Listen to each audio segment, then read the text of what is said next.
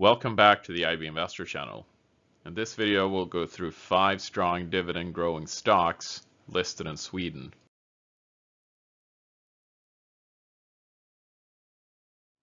Now the first company here, so Evolution AB, so we can see here on the left side, the dividend per share, so we can see it's been pretty strong growth here for this company.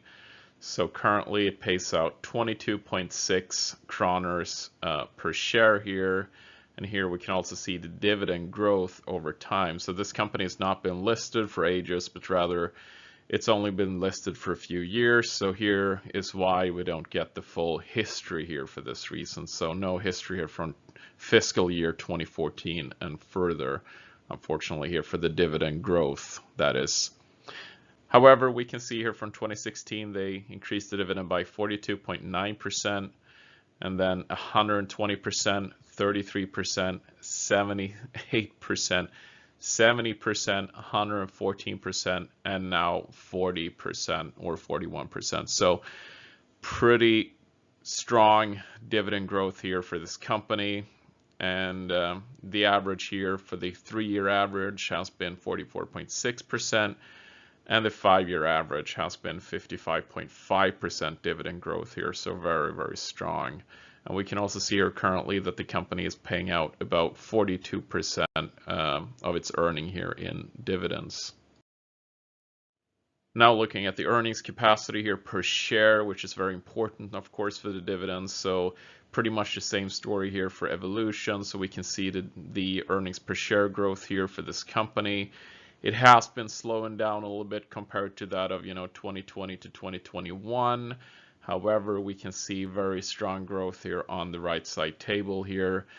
We won't go through all the numbers, but as you can see, some years the earning has increased by 100% here, which is very strong. And even here in recent time for 2020 and 2021, there's been some years which has been very, very strong here. So this kind of supports the fact why the dividend can be so strong. It's because the underlying earnings capacity of this company, Evolution, is so strong.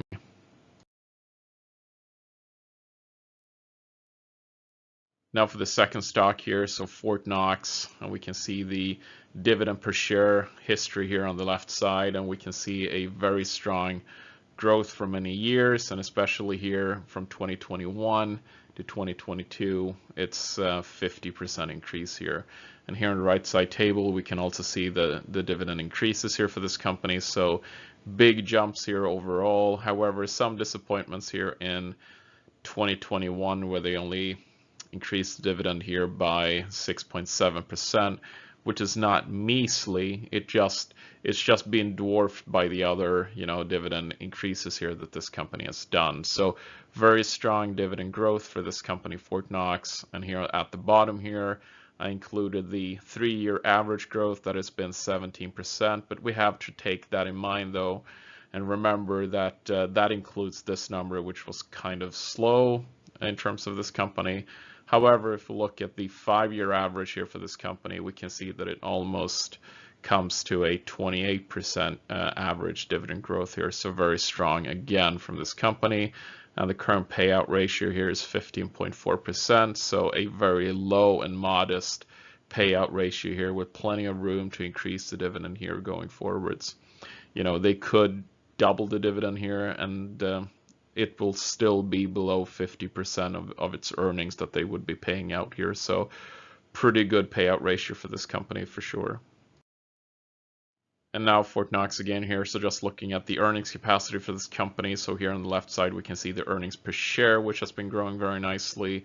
And this obviously fuels the possibility here to, keep on raising that dividend here, even in the next year when fiscal 2023 is completed here. And we can also see here that, the earnings per share growth has been very solid here for many years. And as we saw on the previous page here, that this pretty much explains why the company didn't increase the dividend so much, but rather it was a little bit modest here. But then it did pick up some growth here again. So very modest growth just for this year in terms of the earnings per share here per growth. But still very solid if we were to go back here, 70% here for some odd years and 60% here. So very strong earnings per share growth here from this company, and that obviously has fueled the possibility to increase the dividend so much each and every year for this company. So for the third stock here included Hansa AB. So here on the left side, we can see that the growth has been a little bit, stagnant at times, and also non-existent even at times here. So this dividend stock here has picked up some speed as of late and has come up on my monitor because of this, because of the recent hikes here. So the company pretty much doubled its dividend here from 2020 to 2021. And then they increased it by another 50% here from 2021 to 2022. So, and here's the table as well where we can see it. So for fiscal year 2019, we can see that the company did remove its dividend here for the COVID-19 year here. So the board probably played it safe here. And then we can also see here how that has been affected here. So the 3-year average here has been 44%.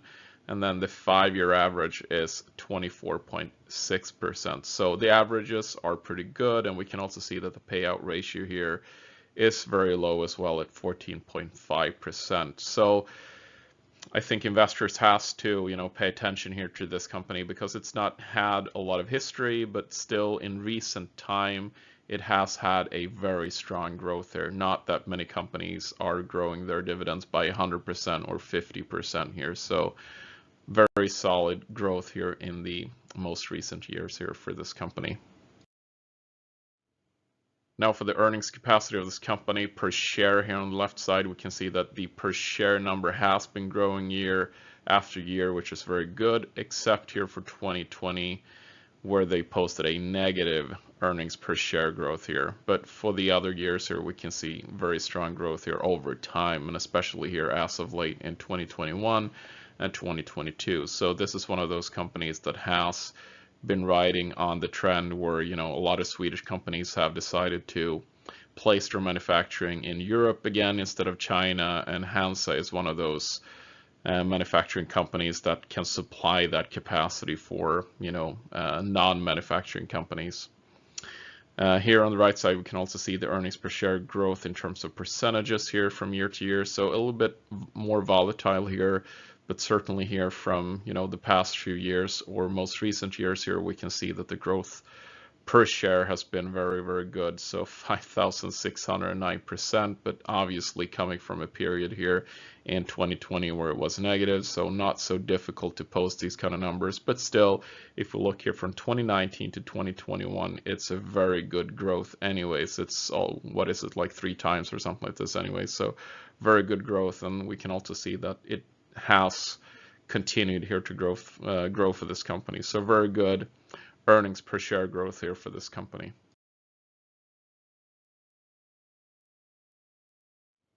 Now for Nordea Industrier, a company that has been covered many times here on this channel. So on the left side here, we can see the dividend per share, which has been growing pretty nicely over time. And we can also see here that did actually pick up some speed here in the most recent years here for 2021, 2022, which is good to see. And we can also see here that being supported here by the percentages here. So we can see in the most recent years been 30% and almost 30% again here. So twice a year or two years in a row, almost an increase by 30% here. So very strong. But we can also see here during the COVID years here, so fiscal year 2019 that was paid out in 2020. The board were a little bit, more restrictive here and didn't pay out so much here, or rather didn't increase the dividend so much here.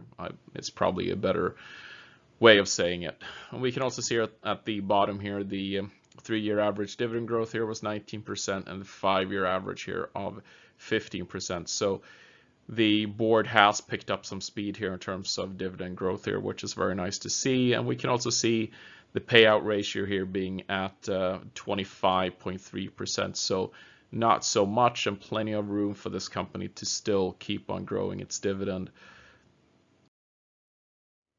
And here's the earnings capacity here for Nordea Industrier, and we can see that the earnings per share here has been growing very nicely here year over year. So of course, leaving plenty of room to actually increase the dividend here. So we can also see it here in the earnings per share growth, that we can see that in the most recent year, almost in line with the dividend growth here, they did increase, you know, the earnings per share here by 30% plus for, you know, the most recent years here.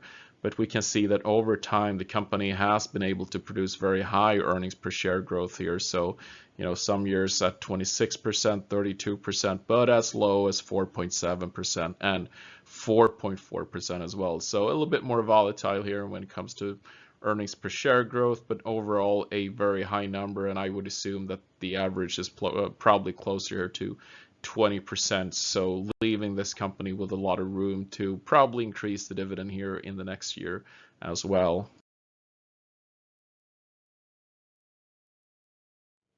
Now for the last company here, the fifth company, so Linde AB. So here we can see the dividend per share, which has been growing very nicely here. So we can see that, you know, from this number to this number, it's almost a 5x here in terms of dividend growth per share here, so very nice. And we can also see here the dividend growth here per year has been pretty solid here at you know, 13.6, 12, 10, 13, 17 in the most recent year here, 30%. So very strong dividend increase here by the board for this company. And we can see here at the below where the company have had a 3-year average here at 15%. And a 5-year average here at 24.3%. So pretty good growth here for this company, and especially in the long run here, it's been a little bit higher. However, the company is paying out a 48.1% here of its earnings, so pretty high payout ratio here. So this doesn't leave a lot of, you know, room to increase it too much, because this number is pretty high already. But we're gonna see on the next page here how it looks like in terms of the earnings capacity for this company.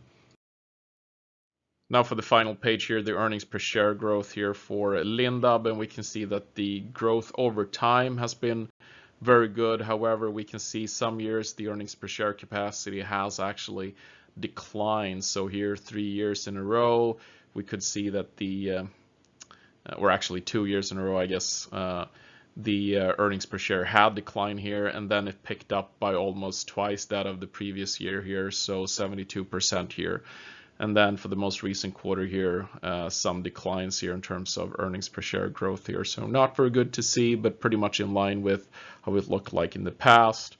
Now I think that this company is very affected by the housing situation that we have here in Sweden, where not a lot of houses are being built, because I think that this company is a supplier in terms of ventilation systems and so on to the newly built houses, among many other things. So I think that's why they're probably being a little bit hurt here. But, you know, over the long run here, we can see that the company has produced, you know, some off years here with some very good returns here in terms of earnings per share growth here. So 81% and 72% here. But then we have to remember that this company came from low levels here, where, you know, the earnings per share did actually decline here for a few years. But this at least paints some picture that this company, you know, over time has been able to produce some very good earnings per share growth here, and has, as a consequence, also been able to pay out some dividends here in line with that growth. All right, this was it for the Swedish dividend paying or dividend growing stocks video. So if you liked the video, please hit the like button and subscribe for more content. And thank you very much for watching. Bye bye.